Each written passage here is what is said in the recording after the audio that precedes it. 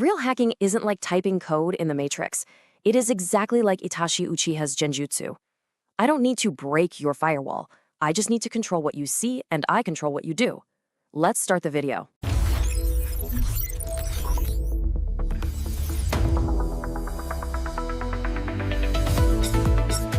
All right, let's get right into it. When you think about cybersecurity, your mind probably jumps to firewalls, encryption, all that complex code. We think about the hardware, the machines themselves, and the software running on them. But we always forget the third piece of the puzzle, the wetware. And what's that? Well, that's you. It's us. It's the human brain. And believe me, it is by far the most vulnerable part of any system. And here's why. A computer, it's pure logic. It's predictable. You ask it what 2 plus 2 is, it's going to tell you it's 4, every single time. But a human, we are a completely different animal. We're driven by emotion. Just whisper the words, your bank account has been hacked, and what happens? Logic just flies right out the window. Panic completely takes over. Critical thinking shuts down. And in that split second of fear, the door for a hacker isn't just unlocked, it's kicked wide open. This is the dark art of social engineering. And you gotta understand, this isn't about breaking code. It's about breaking people. It's all about exploiting the built-in bugs in human psychology, our natural tendency to trust, our fear, our curiosity, to just walk right past all the best technical security in the world. Seriously, think of it as the real world's most dangerous talk no jutsu. Why hack the machine when you can just talk your way past the person running? So how do they actually pull this off?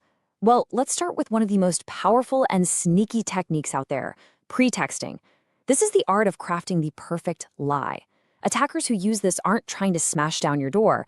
They're creating a story so convincing that you end up holding the door open for them and inviting them inside.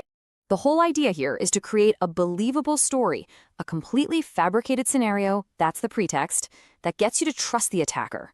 See, they don't just call you up and ask for your password. No, they build an entire narrative, a whole world around their lie, where giving them what they want feels like the most logical, reasonable, and even helpful thing you could possibly do.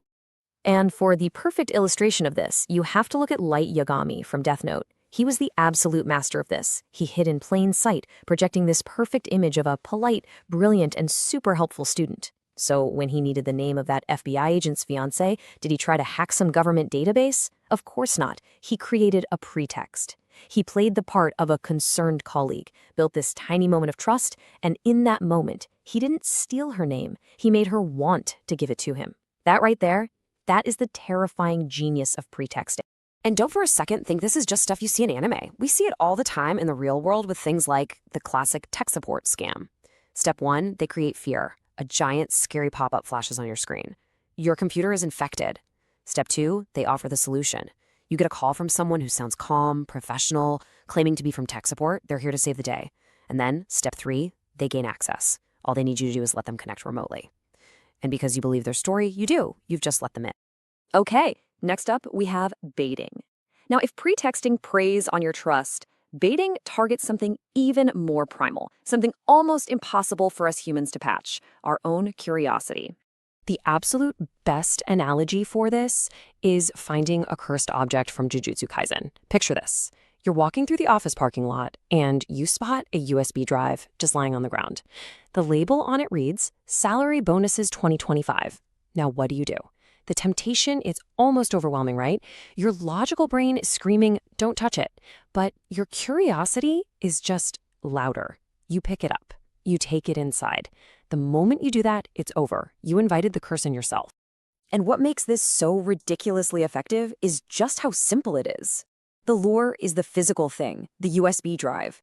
The bug they're exploiting, your own deep-seated curiosity. Your action is plugging it into your computer. And the exploit is some malicious script that runs the second that drive connects, instantly compromising your machine, maybe even the entire company network. All of that damage from one simple, irresistible question. I wonder what's on this drive. This leads us perfectly into our next technique, quid pro quo. It's just a Latin phrase that means something for something. You can think of it like the law of equivalent exchange, but in the hacker's playbook, this exchange is rigged from the start to be completely unequal, preying on our natural desire for things to be fair. I mean, just look at how lopsided this trade really is. An attacker might call you up, maybe offering a small gift card if you just complete a quick survey. And the questions they ask seem so harmless, right? What was the name of your first pet? What's your mother's maiden name? But you're not just giving away random trivia. You are literally handing over the answers to your most common security questions. For the price of a cup of coffee, you've just given them the keys to your entire digital kingdom. So you've got to be asking yourself, why on earth is this stuff so effective? Well, it's because these aren't just random tricks.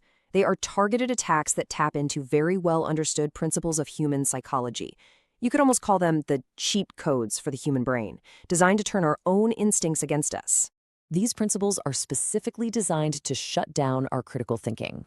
First up, you've got urgency. Creating a fake deadline forces you to act before you can think. Next is authority. We are all socially conditioned to obey authority figures, so a fake email from the CEO or the bank carries a ton of weight. Likability is also huge. If an attacker is charming and seems genuinely helpful, our natural instinct is to lower our defenses and trust them. And finally, there's reciprocity. If they offer you something, anything, even something small, you feel this subconscious pressure to give them something back. Man, this all sounds pretty bleak, doesn't it? If the biggest vulnerability is literally hardwired into our own minds, what in the world can we do about it? How do you even begin to patch the human brain? It's not like you can just go download a piece of software to fix this bug. So let me ask you straight up, how do you install an antivirus on your own brain? The answer is incredibly simple, but it is not easy. There is only one patch that really works against social engineering, and that is a healthy, active, and consistent dose of skepticism. So here it is, the most important thing you can take away from all of this. You have to learn to pause. The second you feel that rush of urgency, that pressure to act now, just pause. When an offer seems way too good to be true, or a stranger's being a little too helpful, pause. That moment, that pause, is your chance to activate your Sharingan.